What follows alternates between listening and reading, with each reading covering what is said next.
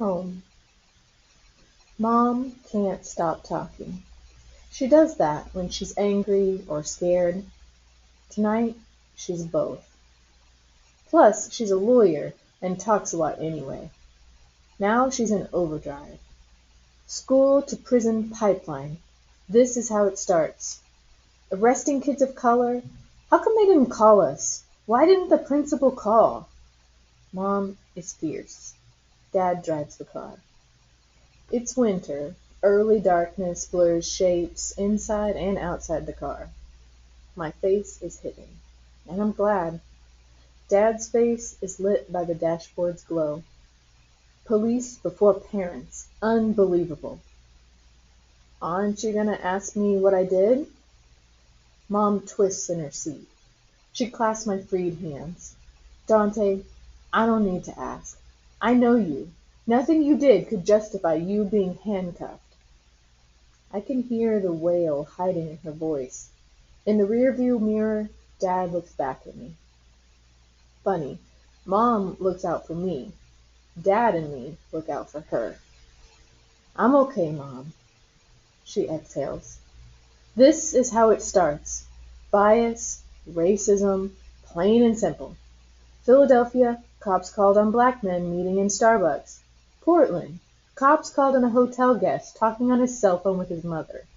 That's not the worst of it. Cleveland, Tamir Rice, playing with a toy gun. Killed. 12 and he's dead. Boys, men, it's everywhere. Everywhere. Panic. Grief. I wish Mom would stop talking. Everything she says, I know, but her saying it out loud makes me feel worse. The garage door opens. Mom whimpers. Dad leans and kisses her. I reach over the back seat, touching her hair. We all get out of the car.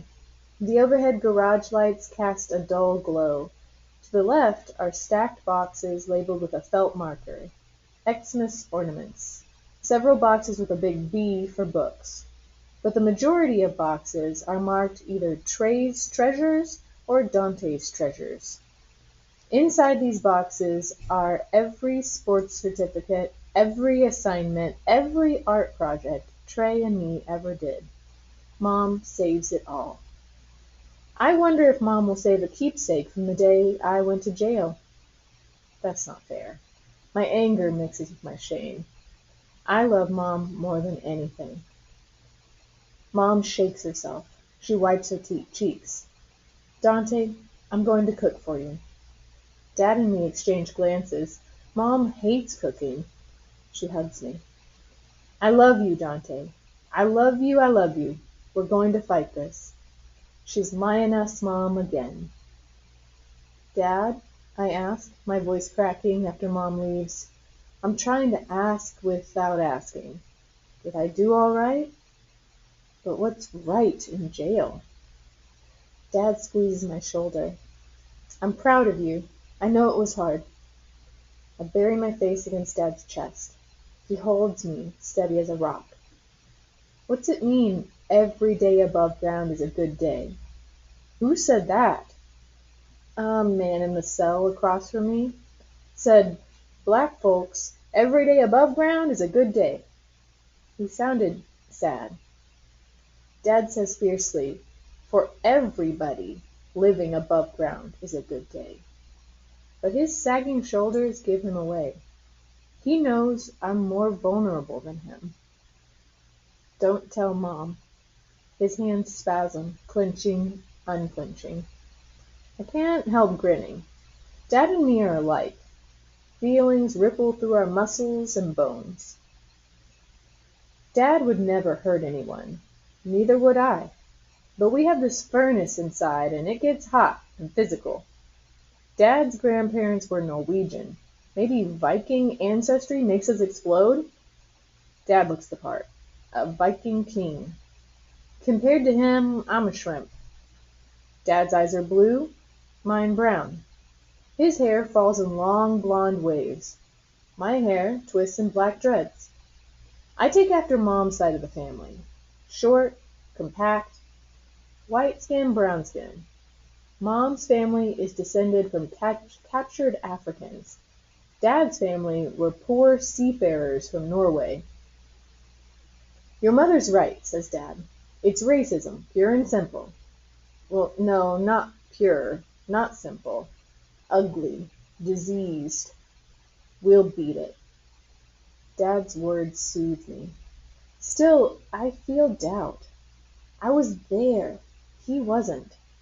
I was the one cuffed, isolated in the back seat, driven to jail. I shiver, remembering my cell.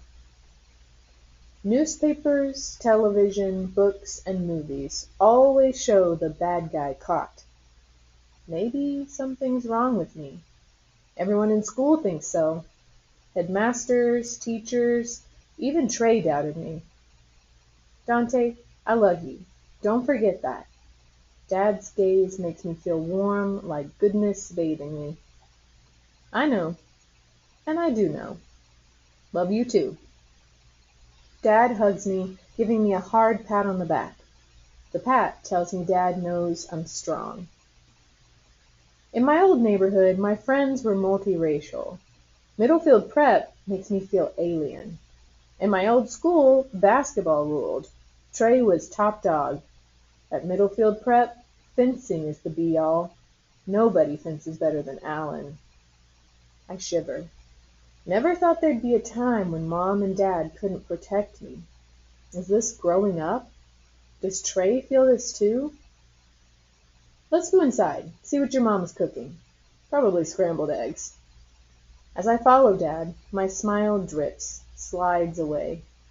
The cloud from the jail has followed me home. Don't want to upset Mom and Dad any further. Pretend cool, I think. Yet my spirit knows. Going to court isn't going to make it any better. Middlefield College Preparatory School versus Dante Roman Ellison. Despite Mom's skill, despite what she and Dad believe, I don't think I'm going to win. I feel like I'm going to lose. I'm lost. Suspended. Trey thinks a week of suspension is a vacation. It isn't. I'm out of step with the world. Nowhere to go, nothing to do. Mom works at the Legal Aid Society. I seek justice for everybody, she says. Lawyering for social justice. Dad is a computer architect. He designs computer systems for big companies. He likes being a geek, and when he isn't working, he plays Warcraft. Trey goes to school. Even though he says he hates it, he doesn't. He has no trouble making friends. He's good at every sport. Except he's never fenced. He's a rising star on the basketball team. Soccer too. We moved. Mom said she was needed in Massachusetts. I believe that, for real. Mom works in Boston. Maybe it's better there, but we live in Newton, a suburb. Our neighborhood is rich, which means it's mainly, really all white. Good schools, Mom says, which means its private schools are even better than public schools. Middlefield Prep is supposed to be the best. Mom says being well educated is the best way to fight prejudice. Now I wonder, if I'm smart enough for Middlefield Prep, and I am, how come they still suspended me and had me jailed? On TV, there was a video loop of a school officer pulling a girl from her desk, slamming, dragging her across the floor. Stuff like that isn't supposed to happen at rich schools, though it shouldn't be happening anywhere. How come schools with black and brown kids are mostly poor? How come they never seem to be the best or even good? It isn't fair. I'm riled again. Need to move, get out. Even inside my house, I feel imprisoned. I slip my down jacket over my hoodie. If Mom were here, she'd say, "Take off your hoodie. People might think you're a thug." Middlefield thinks I'm a thug even when I'm wearing my school uniform. The uniform is supposed to make us all the same. A blue blazer doesn't mean we're treated equal. So what's the point? I unlock the front door. The air is brisk.